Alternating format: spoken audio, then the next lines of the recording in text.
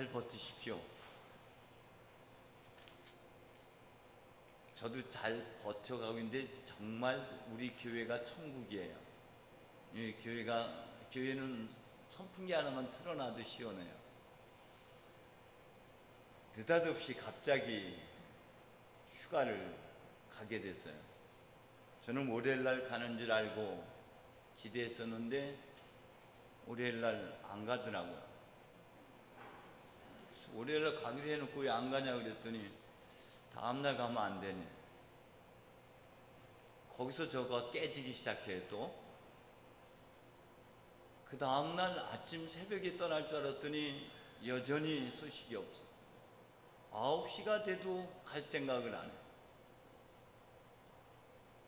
인내심을 가지고 9시 반, 10시쯤까지 기다렸다가 드디어 집에 가서 같이 떠났어요. 가면서 어디를 갈 거냐 물었더니 알아서 가랍니다. 시작부터 끝까지 저는 미리 예약되어 있는 장소에 어디쯤 어느 방향을 가서 어디쯤에 얼마간 쉬었다가 그렇게 계획되어 있는 프로그램 안에서 움직여야지 편한데 자야 할 방도 정해져 있지 않고 꼭 딱히 가야 할 곳도 정해져 있지 않고 그래서 하나님은 이번 여행을 통해서 저에게 뭘 깨우쳐 주려고 합니까? 뭐겠어요? 이번 여행은 무모함으로 출발했어요. 제가 갖고 있는 모든 틀을 넘어서는 사건입니다. 이끼 폭포를 어디서 자꾸 들었잖아요. 이끼 폭포를 찍고 갔어요. 이끼 폭포가 한국에 4군데가 있더라고요. 그 중에 삼척까지 들었으니까 삼척에 이끼 폭포 2군데더라고요. 압축해서 보니까 무건리라고 하는 동네가 괜찮은 것 같아요. 이 삼척 무건리를 찍고 갔어요. 도착하니까 한 2시쯤 됐습니다. 올라가는 사람이 있는가 하면 내려오는 사람이 있고 저는 뭐 주차장도 이렇게 설비되어 있고 뭐 걸어서 잠깐 가면 되는 줄 알았더니 내려오는 사람들이 하는 이야기가 가지 말래요. 가면 후회한다. 집사람이 저한테 묻더라고요. 다시 돌아갈까 아니면은 올라갈까? 안 올라가도 후회 안 할 자신이 있냐 그래서 안 올라가면 후회할 것 같아서 후회할 것 같다 그랬더니 그럼 올라가자고. 왕복 3시간 걸렸어요. 처음부터 저를 깨는 월요일부터 나를 깨기 시작했으니까 거기 가서도 제가 깨지는 시간이었습니다. 제가 저한테 속고 있는 게 너무 많았어요. 전 기도 꽤 열심히 하고 있는 줄 알았어요. 웃기지 마. 너한테 속지 마.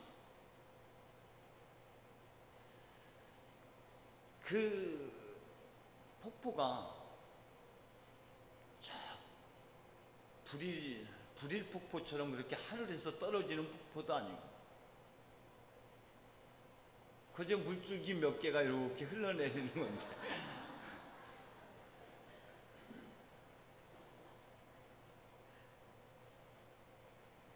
근데 그 물을 보면서 그 이끼를 보면서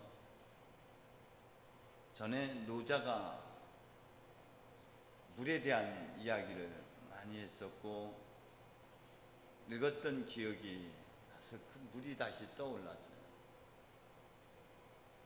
물은 낮은 곳을 찾아 흐르는 겸손이죠. 물은 막히면 돌아갈 줄 아는 지혜가 있어요. 구정물도 품어 안을 수 있는 포용력이 있고 어떤 그릇에나 담기는 융통성도 있고 바위도 뚫는 끈기와 인내가 있죠. 장엄한 폭풍처럼 투신하는 용기도 있고 유유히 흘러 바다를 이루는 대의도 있죠. 근데 저는 겸손이, 낮아짐이, 비움이 유익을 가져다 주는 것인 줄 미처 깨닫지 못했던 거예요. 비움, 낮아짐이란 나를 비워내서, 나를 비워서 다른 사람의 유익이 되게끔, 그래서 다른 사람으로 살아내야지 내가 겸손한 삶이고 낮아짐의 삶인 것인데, 그 물은 낮은 곳을 향해 흘러가지만은 가장 높은 곳에 있는 게 또 물이잖아요. 가장 자기를 낮출 때 가장 높은 끝까지 올라가는 물은 막힘이 없어요. 그 물이 저에게 가져다 주는 메시지는요, 없이 계시는 하나님이었습니다. 그 물은 낮은 곳을 향해 가는 것만이 아니라 자기를 비워내서 거기 이끼에게 양분을 주고 생명을 가져다 주고 거기 풀에, 거기에 나무에 수액을, 당신 자기의 물 전부를 내어줌으로 거기 나무로 존재하고 거기 풀로, 거기 꽃으로, 거기 날아오는 새들 속으로, 그 모양으로, 그래서 각각에게 생명을 가져다 주는 게 그게 겸손이고 그게 낮아짐이고 그게 비움이었어요. 저는 가부좌들과 앉아있는 게 비움인 줄 알았어요. 그게 아니라 내가 집착하고 있는 건 나를 깨는 것. 그래서 유익한 삶을 살아내는 모든 이들의 필요로서 존재할 때만이 내가 겸손의 삶이고 비움의 삶이고 낮아짐의 삶. 모양이 제가 겸손한 척 하려고 했었던 거고 착한 척, 여기에 제가 속았어요. 전체 일정이 그렇게 저 깨지는 작업이었습니다. 본문도 그날 주어지는 성모 일과표, 성서 정과표의 본문도 어떻게 그렇게 그런 나마저도 품어 안으라고, 그런 내 실수, 그런 오류마저도 품어 안아야지 된다는 가르침을 받았어요. 아마 요번에 휴가 갔다 와서 저희 집사람이 굉장히 착해졌을 겁니다. 착해지겠다고 약속했고 그렇게 기도했어요. 그 환선굴에 갔었는데, 환선굴에 그 약속바위라는 게 뭐 그런 게 이름 붙여놓은 게 있잖아요, 굴 안에. 집사람이 저희 손을 끌고 가더니 소원을 얘기하래. 그래서 나는 우리 집사람이 착해졌으면 좋겠다. 그랬더니 자기도 자기 남편이 착해졌으면 좋겠다 그래서 그렇게 맹세하라고 해서 나는 아니다. 난 여기서 더 착해지면 안 된다. 당신만 착해지면 되고 난 이 정도 선에서 그만. 아마 지금 착해져 가고 있는 줄로 믿습니다. 시간 속에서 이것은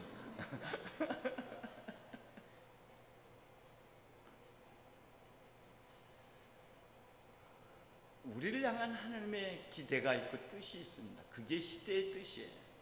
우린 바깥 날씨를 보고 사람들 눈치를 보고 어떨 거다 예측하면서 살아가지만 사실을 볼 줄 모를 때가 얼마나 많은지 몰라요. 허상에 갇혀져 있는 실체를 우리가 못 봅니다. 오늘 복음 전체에서 이야기하고자 하는 것이 식별이라는 거예요. 호와 실입니다. 빛과 어둠, 그 안에 감추어진 것, 위선에 감추어진 생명, 그 안에 감추어진 보화, 그 안에 감추어진 하나님의 능력, 그 안에 감추어진 하나님의 뜻인 것이죠. 잘 식별해 낼 수 있어야 되는데 우리는 저처럼 자신에게 속는 분들이 꽤 많아요. 절대 속지 마십시오. 자신한테 속는 게 가장 위험합니다. 다른 이들에게 속는 건 그렇게 위험하지 않아요. 자기 착각, 자가당착에 빠져서 자기한테 속는 게 가장 위험한 것입니다. 그게 곧 교주로, 이단 교주로 가는 지름길이기도 합니다. 여러분 늘 자신한테 속지 않도록 깨어 있기를 바랍니다. 오늘 복음 말씀에서 주님은 불을 강조하고 있습니다. 내가 여기 온 목적이 뭐냐? 불을 기르러 왔다. 근데 이 불이 타오르기 위해서는 선행돼야 되는 것이 있어요. 그게 뭡니까? 세례. 세례는 고난의 세례를 의미하는 겁니다. 곧 십자가의 죽음을 의미하는 것이죠. 십자가의 죽음을 통해서만이 그 불이 타오를 수가 있어요. 여러분, 십자가의 죽음이라는 것이 우리의 허상이 깨어져 나가는 것들입니다. 우리의 거짓이 벗겨지는 시간입니다. 우리의 거짓된 자아, 주인 행세했던 것들이 깨어져 나가는 시간들인 것이죠. 십자가의 죽음은, 예수님의 죽음은 우리에게 부끄러움을 가져다 주게 합니다. 로마서 5장에 보면 주님은 그런 죄인까지도 위에서 십자가에 죽으심으로 십자가를 통해서 하나님의 사랑을 나타내 보여주셨다고 했습니다. 십자가는 하나님의 사랑입니다. 십자가 위에서 자신을 못 박는 사람들마저도 용서하고 그들을 위해서 기도하고 계시는 그분의 사랑을 볼 수 있어야 됩니다. 십자가의 팔 벌림을 통해서 괜찮아, 그럼에도 불구하고 탕자를 품어 안고 제자들의 발을 닦아주는 겸손과 그분의 넓은 사랑, 품어 안는 사랑을 볼 수 있어야 됩니다. 그 십자가의 사랑 앞에서 우리는 부끄러울 수밖에 없습니다. 십자가는 이런 것입니다. 원수가 배고파 하면은 먹을 것을 주고 목말라 하면 마실 것을 주어라. 그렇게 하면 그의 머리에 숯불을 쌓는 결과가 될 것이다. 숯불을 쌓는다는 것은 어떤 의미입니까? 그것은 베드로전서 3장에서 답을 주고 있습니다. 악을 악으로 갚거나 욕을 욕으로 갚지 말고 도리어 축복해 주십시오. 그렇게 살라고 여러분 부름을 받은 사람들입니다. 그렇게 하면 하나님께서 약속하신 축복을 여러분이 받게 될 것이라고 말씀하시면서 언제나 깨끗하고 선한 양심을 지니고 산다면 여러분을 헐뜯던 사람들이 비로소 여러분의 그 착한 행실을 보고 부끄러움을 당하게 될 것이라고 표현하고 있습니다. 그래서 원수를 위해서 기도하고 원수에게 먹을 것을 주고 하는 것은 그의 머리에 숯불을 올려놓는다는 의미는 그가 여러분의 착한 행실 끝에 비로소 자기가 얼마나 못됐고 얼마나 잘못된 것을 깨달아 아는 부끄러움에, 뜨거움에 다가가게 된다는 의미입니다. 머리가 뜨거워서 할딱할딱거리고 살아가는 모습이 아니라 그 사람을 축복해서 그 사람이 정말 너의 그 착한 행실 때문에 부끄러워서 얼굴 들 수 없게끔 하는 것. 십자가는 바로 그런 하나님의 사랑이에요. 그 사랑을 통해서 우리가 비로소 우리 안에 어둠도 보게 되는 것이고요. 그것이 불태워져서 그 안에 빛도 보게 되는 것이죠. 설교가 짧아야 된다고 해서 최대한 짧게 하려고 노력 중에 있습니다. 더 길게 안 갈 것 같아요. 몇 분 안에 끝날 것 같아요. 여러분, 엠마오로 가던 제자가 예수님의 말씀을 듣고 우리가 그때 그 말씀할 때 얼마나 가슴이 뜨거웠던가라는 표현. 예레미야가 내가 다시는 주님께 손나봐라, 다시는 주님 복음을 전하지 않겠다고 다짐해 보지만 가슴에 타오른 뜨거움 때문에 어쩔 수 없이 다시 그 길을 간다는 예레미야의 고백을 우리가 듣게 됩니다. 십자가의 사랑 앞에서는 더 이상 머리가 필요가 없는 거. 그저 단순한 어린아이로 돌아갈 수밖에 없죠.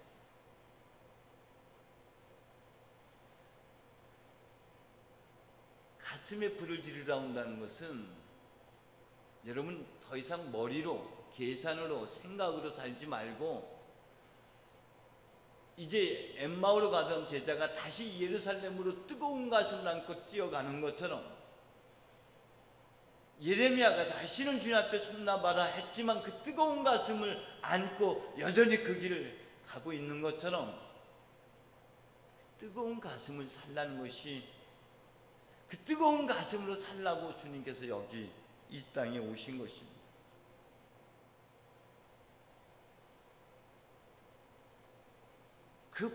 그 불이 우리를 연단시키기도 하고 우리를 새롭게 하기도 하지만 그 불빛 안에서 우리는 그 길을 찾고 있죠. 여러분, 그 불 안에서 여러분의 진면목을 깨닫기를 바랍니다. 여러분을 향한 하나님의 뜻, 여러분 안에 하나님의 보화, 여러분의 하나님의 능력,